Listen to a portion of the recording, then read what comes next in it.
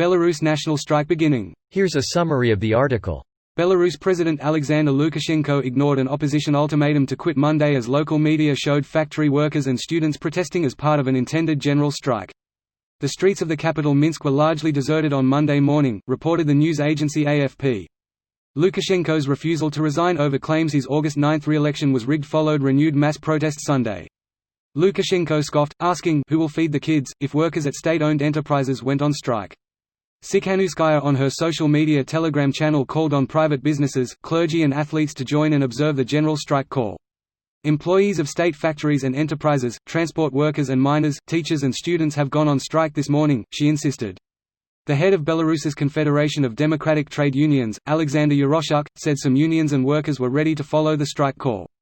Accounts of Lukashenko's crackdown since August include harrowing scenes of abuse in jails, thousands of arrests, and several deaths. This post received a score of 46,000, with an upvote ratio of 93%. Here are the top comments in response to this article. Godspeed, my friends. I feel like the world in general could really use a successful example of resisting an authoritarian leadership right now. I think Chile just drafted a new democratic constitution. Was gonna mention it. Major example right here. Living in Brazil, these news from Chile were inspiring, to say the least. Yeah, just don't touch our BR constitution. That's not how we change anything here. Our constitution is by far one of the best on the world. If we want to actually make our country better is through voting and finding a way to regulate fake news. What makes the Brazilian constitution so good? I don't really think you can get rid of fake news.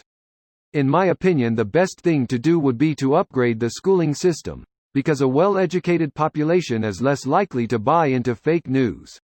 We get plenty of fake news in Canada, but most people are smart enough to ignore it. Can't say the same for the States though.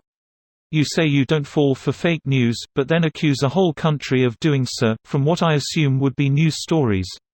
I'd call that ironic, but using your Canadian standard, irony means rain on your wedding day. I mean, Americans are falling for fake news and that's not even up for debate. I'm accusing America of falling for fake news because people eat up the shit that comes out of Trump's mouth. I at least understand how to evaluate my sources. The average American seems to take Trump's words as a fact without much thought. Australia is too. It's not an American problem, it's happening in democratic countries all over the world. Thinking Canadians are immune to it, I'm sorry, is the dumbest thing I've ever heard this week.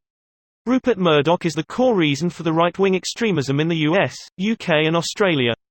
Canada and NZ blocked him from moving into their media markets. Constitutional tip: don't let rich foreigners buy citizenship. Good luck. You're setting the precedent for all power-hungry motherfuckers worldwide. This will be a good lesson for the rest of the soon-to-be dictators on how to or not deal with a rebellion of this magnitude.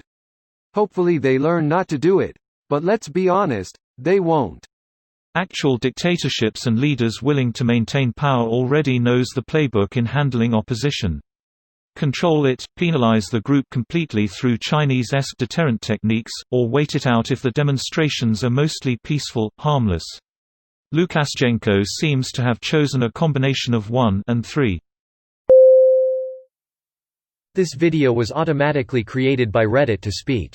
The article and comments in this video were selected from Reddit according to their upvotes, and any paraphrasing was performed by smmry.com, without any human intervention.